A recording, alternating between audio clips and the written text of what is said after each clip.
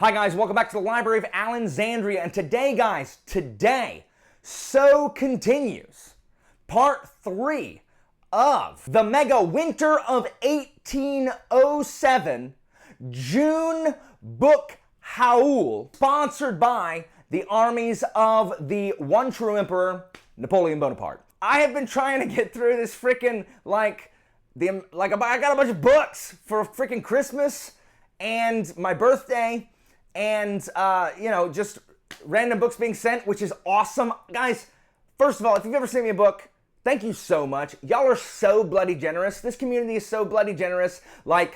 Just absolutely amazing. Thank you so much. No one ever has to do that, but every time I get a book in the mail that I'm not expecting, literally, I do a little jig because I am so excited, and I am like Pavlov's dog. I check the mail every day, hoping that I get something, because, I order books pretty much on the reg as well, hoping to get something, and it's usually like, hey, do you want to refinance your car? And I'm like, no, because I own my car. Thanks, though. And when it's like a package that I didn't expect, man, do y'all know the feeling of getting a package you didn't expect? It's so good. So anyway, I don't want to make this an hour and a half long, so I keep cutting it into parts. I try to do 20 per or whatever. Who knows? Anyway, this is part 3. I think I'm almost done. I think there should just be one more part, provided I don't go on a book buying spree. What is wrong with me? Anyway, without wasting any more time, let's go ahead and get this book Howl started. I'm going to go ahead and start with the fact that I'm an Adrian Tchaikovsky buying book machine. When last we met in this book Howl, I owned pretty much Guns of the Dawn, which was awesome, and then I bought Cage of Souls because the cover is so gorgeous. So then I just bought a bunch of Tchaikovsky books because I read Guns of the Dawn, guys, and it was so good. If you haven't seen that review, go watch it because it's so good. So anyway, I just bought a bunch of Adrian Tchaikovsky books. So starting with Boosh, I actually didn't buy them all. This one was sent to me. Boom. Redemption's Blade by Adrian Tchaikovsky. Look at this. It's only 320 something pages. This was sent to me by my wonderful friend and patron, Chase. This book is super weird. It's actually the first in a series called After the War. This takes place a decade after the big villain rampaged through, and he's been defeated by the mega hero, but it talks about the rebuilding, what happens after the big battle has happened, and you gotta freaking rebuild the country. And so that's super neat. That hasn't been explored a lot. Usually when the big bad dies, it's, kind of over. Sword of Kaigen does this to an admirable degree in that book that is ruined by the last chapter of that book. So I'm really excited to see this. What's interesting about this series is that apparently this was a series that several authors were going to partake in. So Tchaikovsky did not actually write the second book in this series. And from what I've just seen in reviews, the second book in this series by, I forget what author it is, by, Justina Robson, Salvation's Fire, was not as well received as this one. Who knows? If I read this one, I'm definitely going to read the other one, and I'll report back. But Boosh, Redemption's Blade. Next we have Boosh, The Tiger and the Wolf. This is book 1 of the Echoes of the Fall trilogy. So this is, other than Children of Time, this is the book I've seen around most often, or in bookstores by Tchaikovsky. I think this book is about shape-shifting tribes. This is the wolf and the tiger, and I think the people in that can kind of they can shape change into wolves or tigers. I don't know what else it's about. Maybe there's war between the tribes. I don't know a ton. I know people who have read this series like it. This book actually was sent to me by both Sharon and Leanna. Sharon had sent this to me, and before I had gotten it, Leanna had asked me if she had an extra copy of, she has the rest of the series, and her book did not match the other ones. And so she asked me if I wanted her other copy that was mismatching, and I said sure. And after she had sent it, before I got it, I got one from Sharon. And anyway, thank you guys so much. This is a gorgeous book. Adrian Tchaikovsky. I'm going to read this. I don't know when I'm going to get to this series. This particular series is kind of low on the Tchaikovsky priority train, but I definitely do want to get to this because Tchaikovsky, I believe, is going to be a new favorite author of mine. Next, we have Boosh, The Doors of Eden, and this is much bigger. This is like 550 pages. Doors of Eden by Adrian Tchaikovsky. the cover looks a lot like the Children of Time and Children of Ruin one, but it is not actually related to those series. So this is about best friends who, when they're kids, like, they go looking for monsters out on the freaking moors. Oh my gosh, Daphne du Maurier wrote this.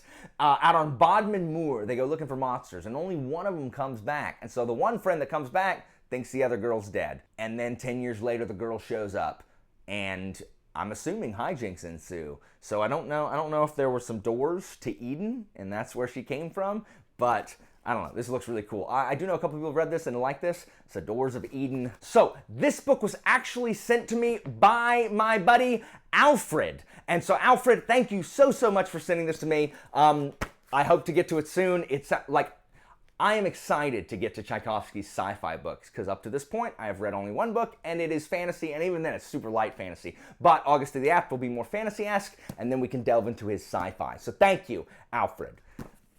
So much more Tchaikovsky. So next, I've talked about this series already. So this is the first 4 books. The third one's not here because I literally ordered off a freaking book depository, and like after 3 weeks, they're like, hey, by the way, we don't actually have that. So we refunded you, but we're not going to send you that book. It's like, what?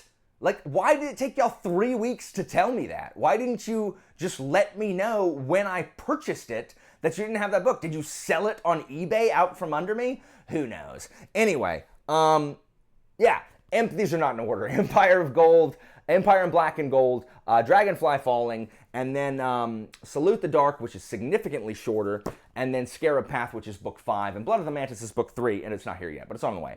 So, this is Tchaikovsky's Shadow of the Apt series. This is the first 5. It is a 10-book series, and if you have been paying attention to my channel recently, you will know that in August, we are going to start our second channel read-along. We just finished Feb Rising, which was the 5 Red Rising books, and now we are going to read, this is called August of the Apt. We're going to read the first 4 books in the Shadow of the Apt series. It is 10 books, but the first 4 books form a pretty complete arc, so it's just super unwieldy to try to have a 10-book read-along. That might prove difficult. I know that that Mike has had some grief over in his channel trying to run a Malazan read-along in that very way. So we're just doing the first 4 books, the first arc. I'm so excited that so many of you and so many people in the Discord are wanting to jump in on this read-along. It's going to be so much fun. I've heard literally no one talk about this on BookTube at all, other than Dom, whose video I linked down below in where I talked about. I'll link it again. You know what? If you're wondering why you should read Shadow of the Apt, I'll link Dom's video about why you should read Shadow of the Apt down below. It just sounds so cool. It's about humans having evolved alongside insects, and so they've started to take on insectoid traits. And it takes place in kind of like a recent industrial era, so kind of the flintlock fantasy era, but there's also magic and there's war, but apparently the characters are really good as well. I'm super excited to read that. And so I went ahead and grabbed them. There are several different covers. They have just come out in the US with the brand new covers, black covers accented by these different colors, which are gorgeous, and they're pretty readily available. So if you want to join us, go grab those. It's going to be super exciting. That starts in August on the Library of Alexandria Discord. So the next book that was hauled in ye old winter of 1807 when the French forces were on the march is Boosh, When the Bough Breaks by Jonathan Kellerman. So, my reading story is I used to read, back when I read fantasy, when I was younger, I consumed pretty much every Forgotten Realms book that was published, you know, before when did I start, like 1992? When was I in middle school? 1993? Like 1993. Anything published before 1993, any Forgotten Realms book. And then anything published up until like really 2000 maybe, whenever The Thousand Orcs was published. When that was published is when I stopped reading Forgotten Realms book, because The Thousand Orcs is one of the most boring books I've ever read in my entire life. So I also discovered Discworld at that time, so I read a bunch of Discworld and I read Black Company. Those are the books those really all the fantasy books I read. And then I stopped reading fantasy at some point kind of in there, and I discovered like mystery books. My mom sent me a bunch of mystery books. That's what it was. And so I just read so many freaking Jonathan Kellerman books. These are mystery books. It's like in the series, like the Lincoln Rhyme series or the Alex Cross series by who's that? James Patterson, who literally just like, I don't know, writes a nursery rhyme and, you know, publishes it as a full-length novel every couple weeks or so. And this is the Alex Delaware novels, and he's a child psychologist. And he has his partner in the police, because they always do, is this big cop who's gay named Milo. And so it's about their friendship, and that's really one of the things that drew me to this series, was the friendship between Alex and Milo. And then Alex has kind of an on-again, off-again girlfriend named Robin, who is she's a carpenter or something. She has a wood shop. And then Milo has a partner as well. Are they married? I can't remember. But these are crimes, and the whole point is you read these to try to find out who done it. And some of these are better than other ones. When the Bell Breaks is particularly good, I remember, from when I read I've read some of these books, guys, like 20 something of them. And then I stopped reading them, and then I, donated them all to the library. And then I was like, you know what? I need some fast reads, some mystery reads. And so I went to go buy another Kellerman book. All of the Kellerman books now have fallen under the plague of that ridiculously terrible freaking mass market paperback size that's super thin, like tight spine, can't read it, like ugly, doesn't fit with anything else. And I said nope. And so I went to Book Depository or Abe Books, I forget which one, and I bought this used, which is this is a normal paperback size book, and it's the kind that I just had, so I bought it. And I haven't read it yet, and I don't know when I'm going to get to it. I'm trying to find a way to work in more of these mysteries like Agatha Christie and then Blake Crouch, or these thriller books in here, in between these like heavy fantasy books I'm reading. But if you like that kind of stuff, like I recommend this series.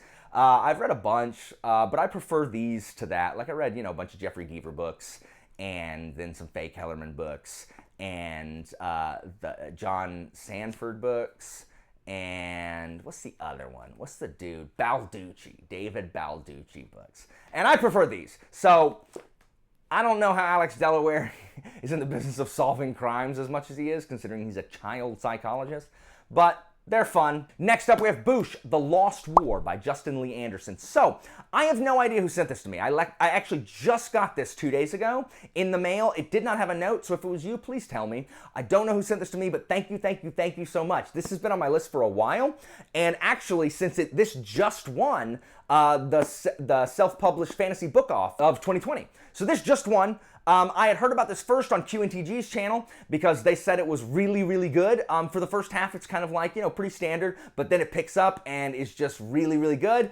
I don't know anything about what this is about, nothing. I know nothing about what it's about. I put this book because I listened to other people talk about it, and I liked what I heard, so don't know, no idea what it's going to be about. I do want to read this because I'm enjoying reading the self-published book that I have read. I don't read enough self-published books, and that's on me.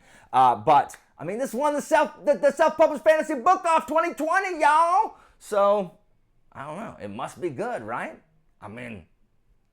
Seems like should be good, right? I don't know. Maybe. I'll be reading this soon, but thank you if you sent this to me. Thank you so much. That was Strong Bad, by the way. I don't know why I did that. Didn't y'all watch Homestar Runner, like back in the day? Guys, I watched Homestar Runner back when there were like 3 Strong Bad emails. Like, check out my email, check out my email, check out my email. Check out my email, check out my email, check out my email. Homestar Runner, oh my gosh, nothing defined my 20s more iconically than Homestar Runner. Homestar, what?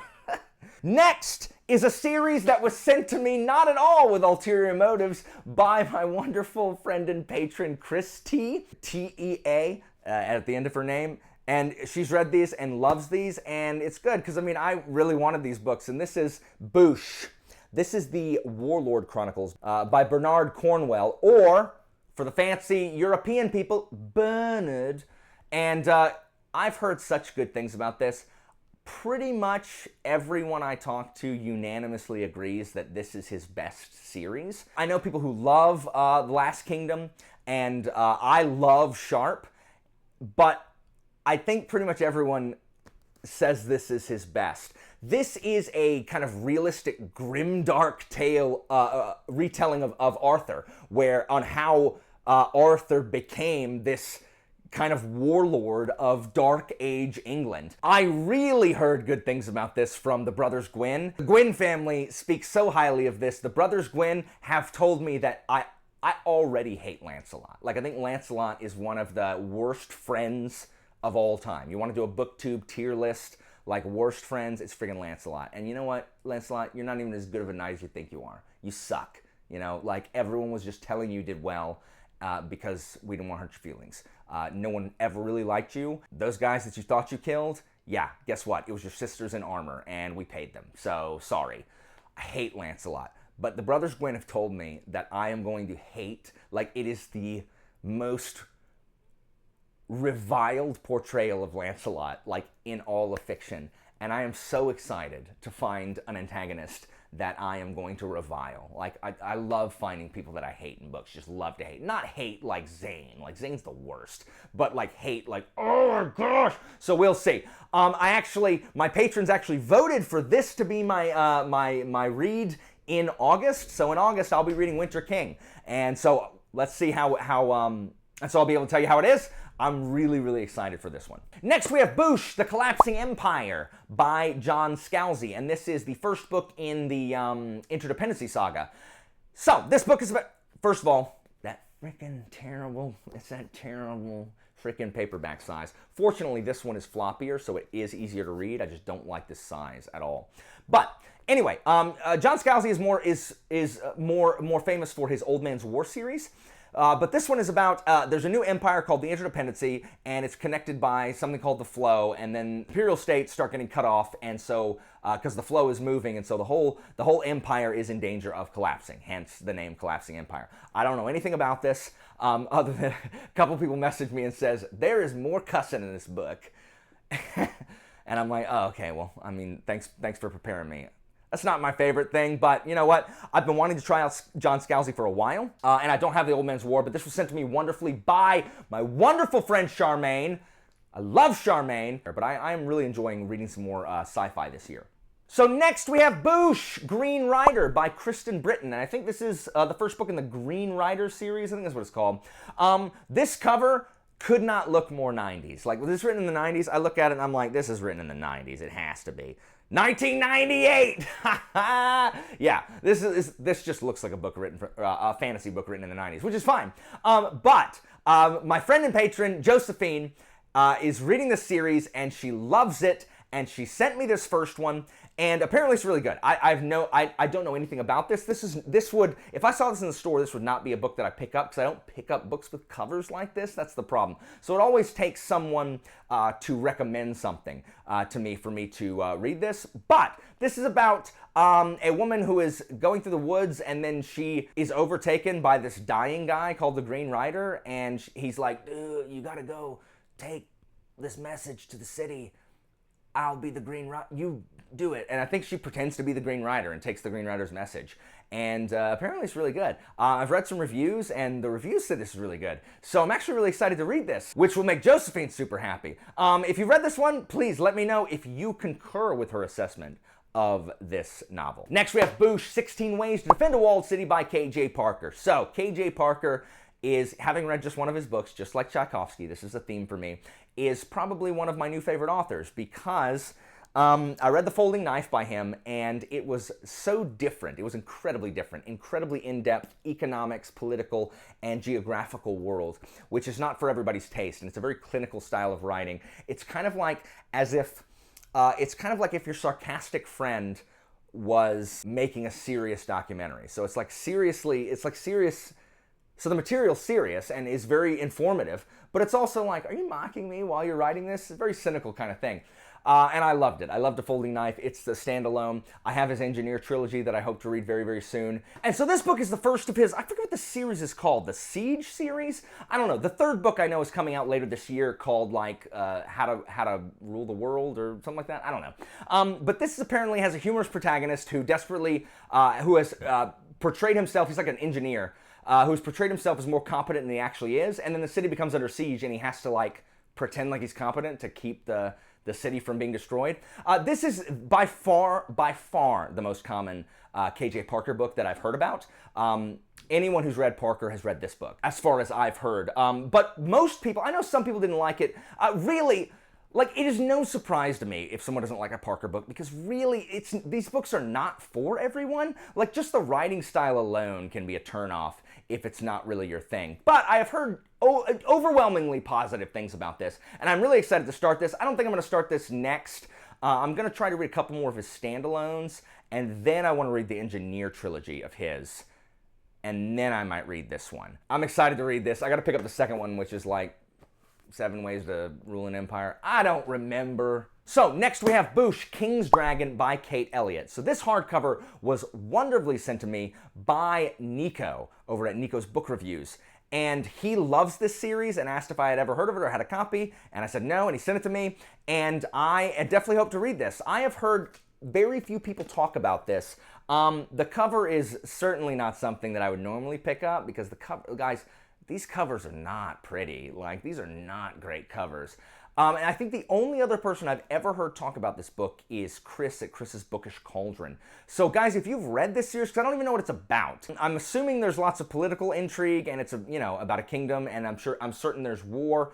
I don't know a ton of what it's about, but Nico speaks extremely highly of this series. So if you have read this series, what's the series called? Crown of Stars, the Crown of Stars series. Please let me know, and if I should move it up on my TBR. Next, sent to me by my wonderful patron, Wendy. Wendy sent me, Boosh, this gorgeous copy of James Clavell's Shogun, which is book 1 in the Asian saga.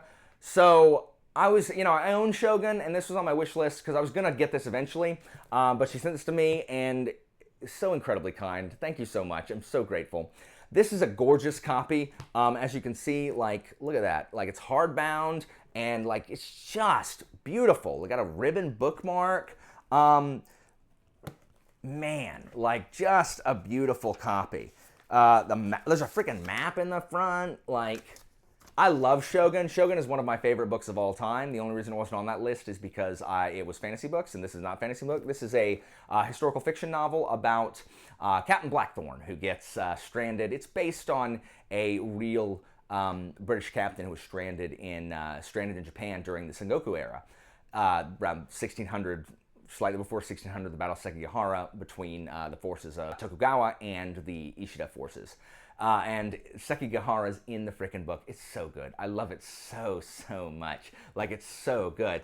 I do not understand why all of the other Asian saga books are not in binding like this. Like, I don't. Like, I honestly don't understand. Like, I need Taipan and Gaijin and Noble House all in this binding as well.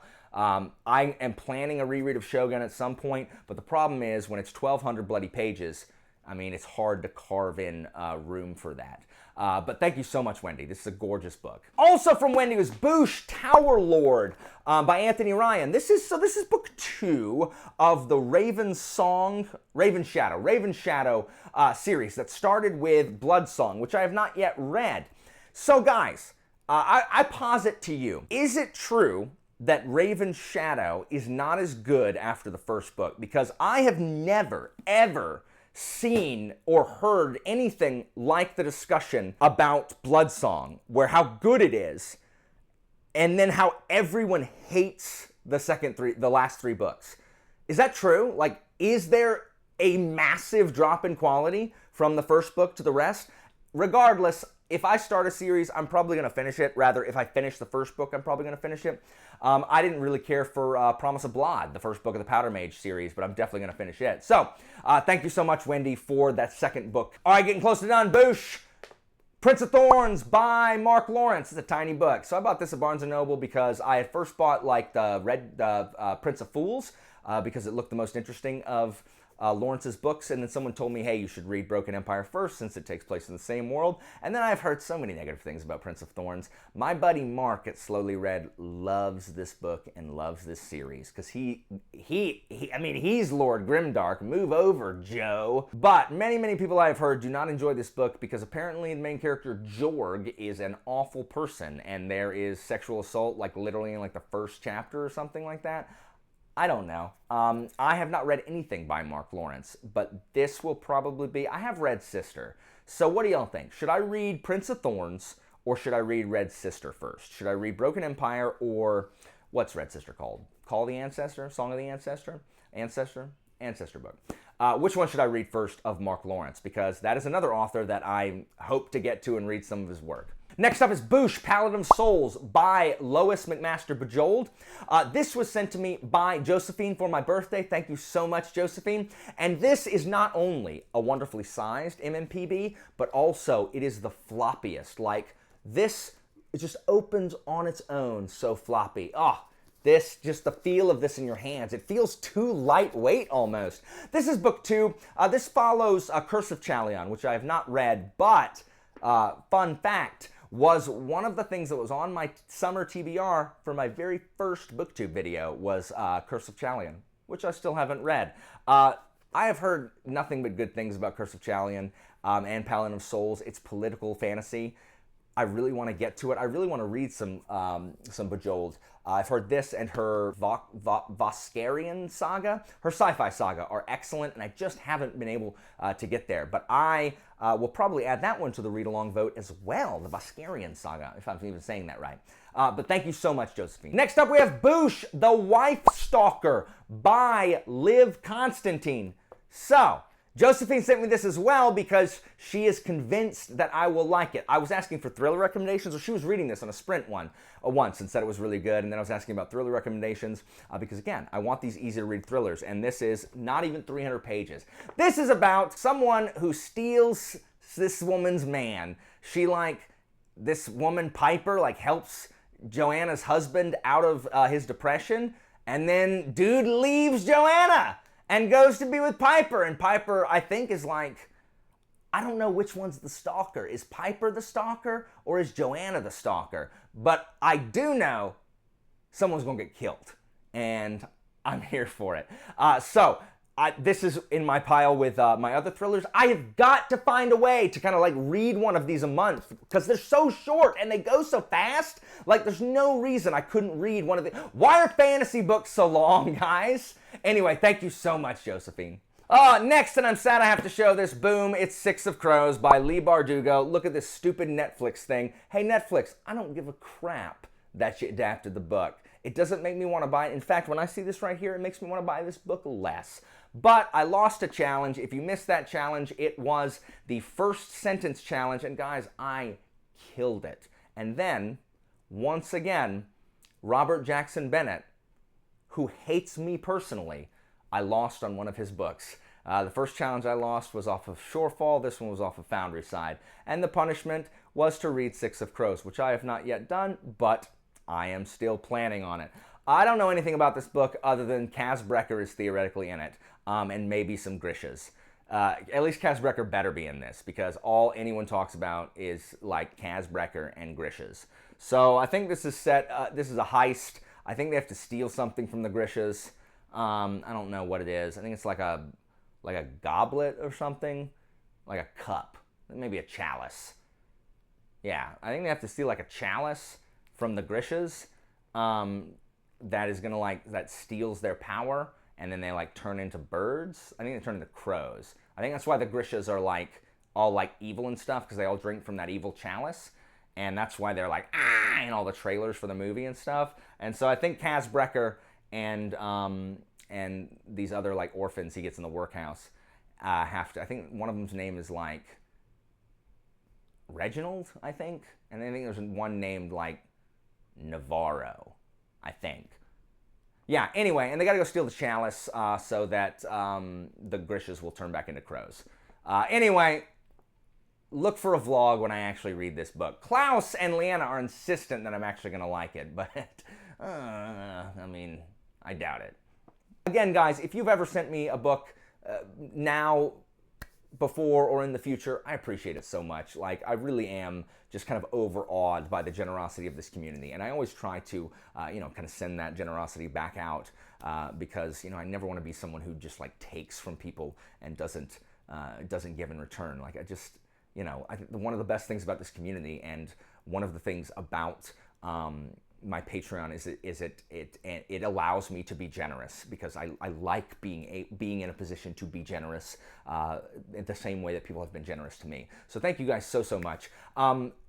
I am so close to being done with this this never-ending book howl. But thank you guys, as always, for watching.